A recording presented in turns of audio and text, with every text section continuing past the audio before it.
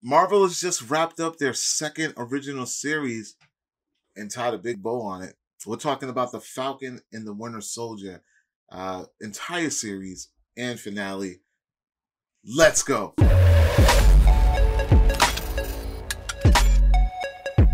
What's going on, everyone? Welcome to ClepCXFM, brought to you by WeAreCritics.com, a place where we talk about movies, television, and pop culture. And if you're into that kind of thing, make sure you hit the subscribe key and that notification bell so you can be up to speed about everything that I talk about here. Now, ladies and gentlemen, The Falcon and the Winter Soldier has just come to an end. It's the finale, finito, it's finished. And we're going to talk about its comparison. No, we can't really compare it with WandaVision, but was it as good as WandaVision? Did we really see what we saw and enjoy what we saw? Before we get into that, we're going to talk about everything that this series brought to the table. For instance, it brought a new bromance between Bucky and Sam. It also introduced a new villain to chew on outside of Loki. And it also gave us a much needed history of Captain America that today's time definitely needed. And outside of that, I feel like it introduced a ton of characters and even a ton of new characters with modifications. So what we're going to do is we're going to go down episode by episode and then into the finale, but we're going to keep it short and sweet because I did a couple of videos about this series back when it first started. I tried to go week to week, but I was like, you know what? There's only 6 episodes. Why am I going to drag this thing out and do this week to week when we can just compile it into one and we can all discuss and talk about what it was that we loved and what we hated about this entire series? Because that's what this is all about. It's all about what you guys thought. It's not about what I think. It's about what you guys thought. So I wanted to compile it all and just break it down. So let's start with episode 1, which was titled New World Order. New World Order, which, introduced us to Sam's world. He turns down the shield. We saw in Endgame, Cap gives him the shield. He thought about it while in the moment, and then, into this, he's like, you know what? I can't handle this. I don't want it.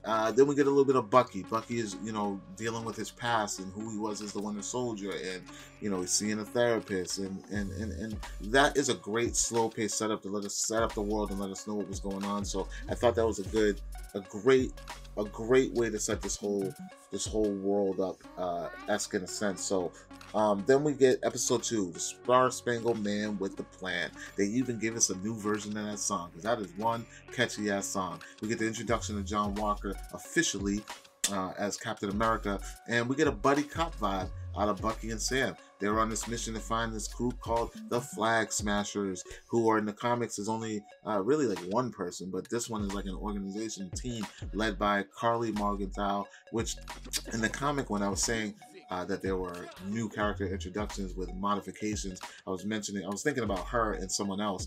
In the comic, it's Karl Morgenthau, who is a guy, but in this, it's Karli Morgenthau, and she does a phenomenal job at making you love her, and then a perfect job at making you say, yo, what is up with this little girl?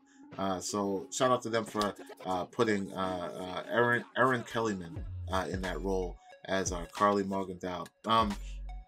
Then in episode 3, I believe it is called The Power Broker. And that is the episode where we get introduced to Zemo, and we find out about this guy or person named the Power Broker.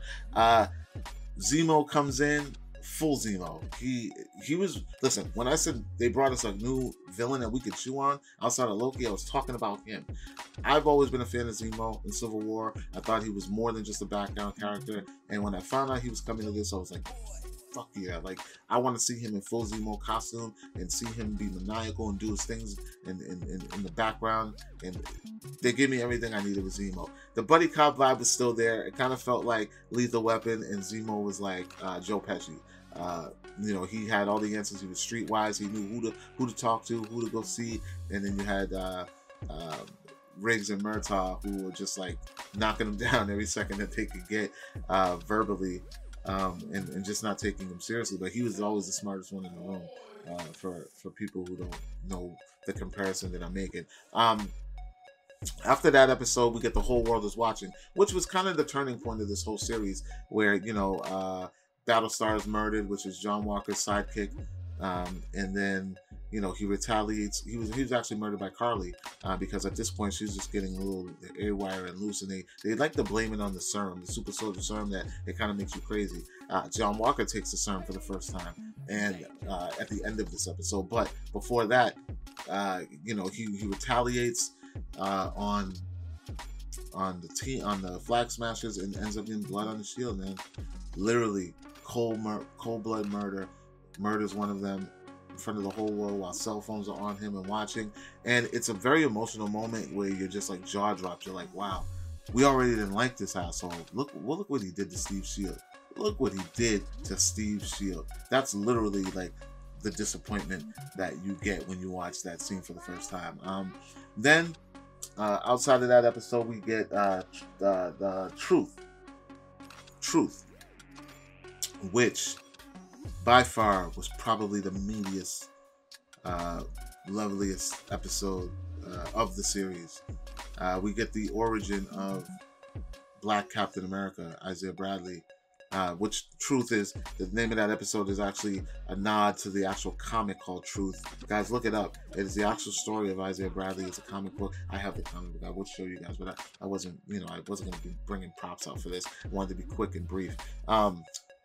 But he has a conversation with Sam about being a black man in America and being the Black Captain America, which I talked about. Guys, if you go back to my first couple of videos that I did for the series, I believe it's like my second episode, where I was breaking down why I thought Sam did not want to be Captain America, and I was dead on. I just didn't expect Marvel to be so bold and put it in our faces. Hats off, bravo to them for doing that. I really appreciate that they were doing that, because I knew they were poking at it, but I didn't think they were going to do that. But that was beautiful.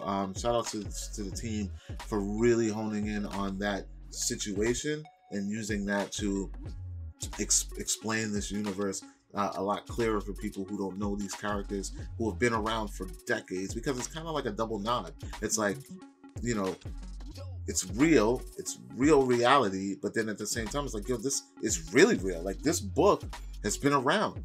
People don't know about it. Like, this character has been around and people don't know about it. So they use the, you know, it's like a double-edged sword. They get to introduce these characters in a way that's entertaining and still real and true to the Marvel legacy. And I love that. I appreciated that a lot. So after the Truth episode, things get really real, and then we get into the finale of the series, which is called One World, One People, which was the slogan that the Flag Smashers were saying to one another whenever they, you know, they were going into a mission or, you know, doing anything for the cause.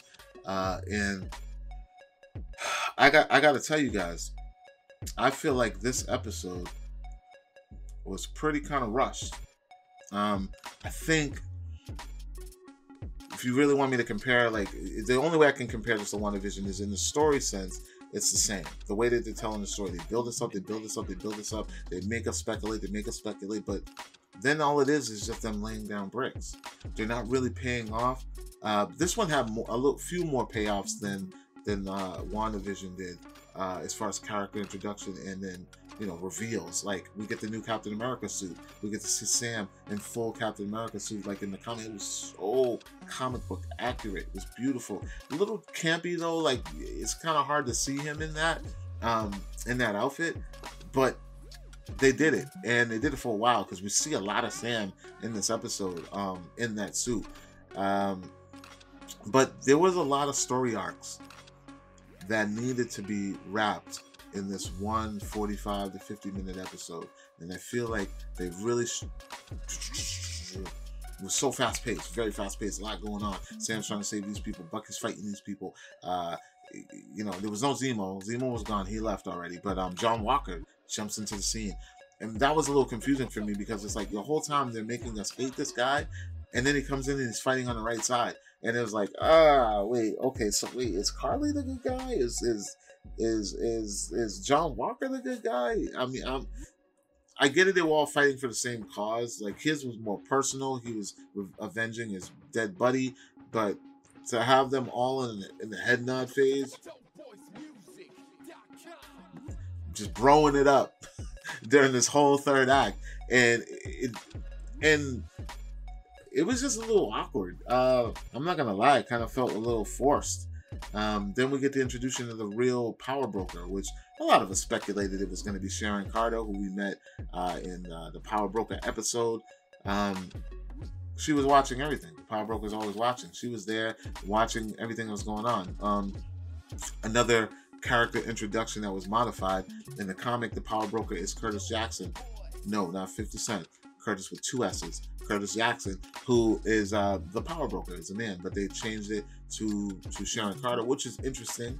I'm not going to hate on that because it gives the MCU a little more texture, a little more depth. So we get to see, because instead of wasting some characters, why not we twist and turn their arcs and make them more meaningful than what they really are in the comic. So I'm okay with that for now. We'll see what happens. Bucky's arc. Very rushed, man. Like, we all were hanging on this. We were like, yo, he's gonna reconcile with the old man. We're gonna go into this, we're gonna be sad, we're gonna be like in that moment with him. And instead we got like a montage-y walk in the house, fade, cut, walk out the house, fade, cut, old man at the bar, fade, cut. Like, we got no dialogue.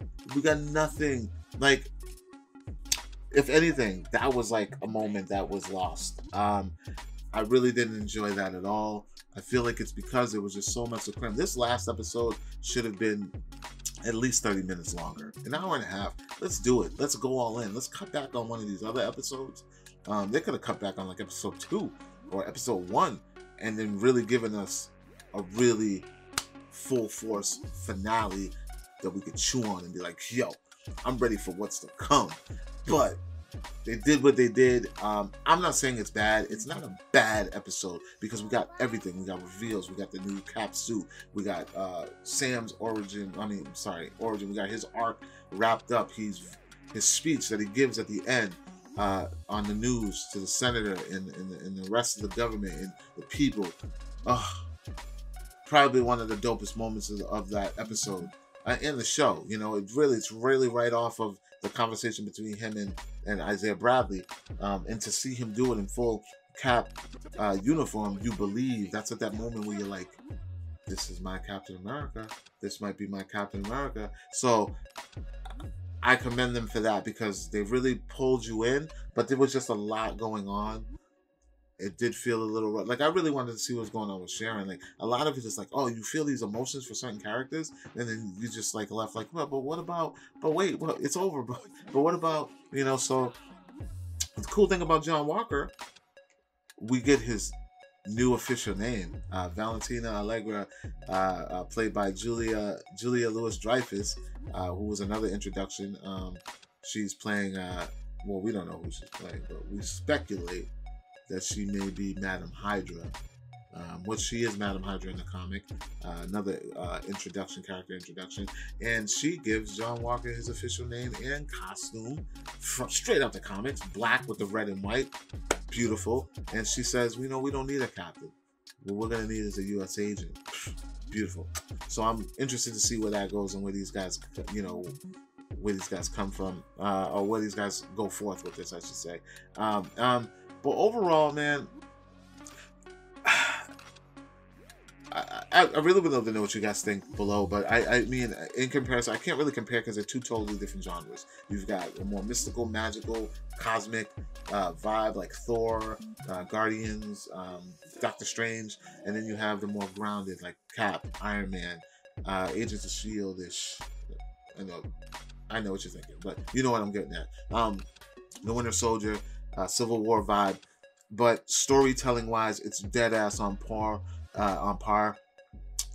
It's build up, lay the brick, and take from it what you may. It doesn't satisfy all of our needs.